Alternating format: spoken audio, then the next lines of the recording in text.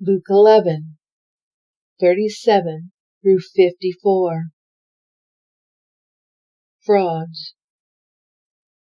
When he finished that talk, a Pharisee asked him to dinner. He entered his house and sat right down at the table. The Pharisee was shocked and somewhat offended when he saw that Jesus didn't wash up before the meal. But the master said to him, "I know you Pharisees burnish the surface of your cups and plates, so they sparkle in the sun. But I also know your insides are maggoty with greed and secret evil." Stupid Pharisees! Didn't the one who made the outside also make the inside? Turn both your pockets and your hearts inside out, and give generously to the poor. Then your lives will be clean, not just your dishes and your hands. I've had it with you.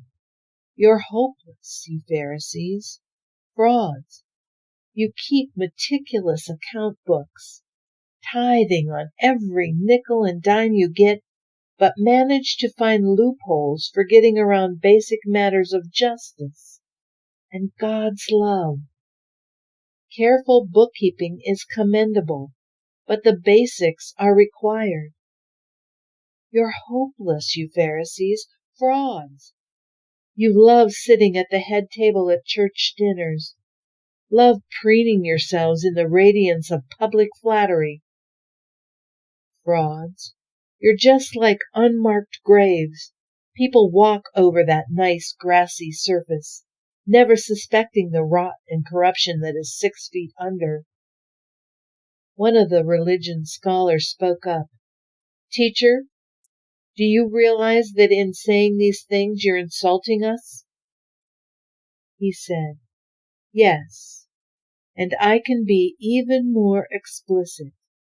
You're hopeless, you religion scholars. You load people down with rules and regulations, nearly breaking their backs, but never lift even a finger to help. You're hopeless. You build tombs for the prophets your ancestors killed.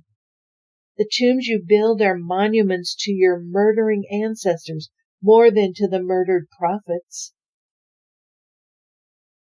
That accounts for God's wisdom saying, 'I will send them prophets and apostles,' but they'll kill them and run them off.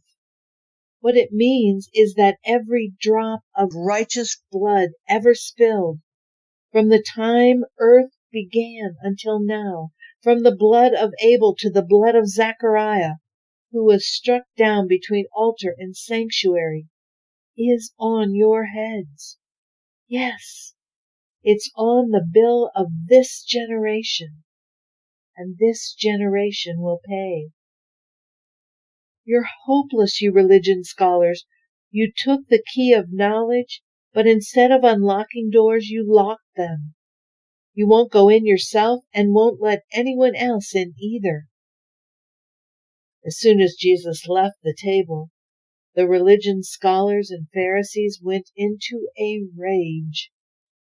They went over and over everything he said, plotting how they could trap him in something from his own mouth.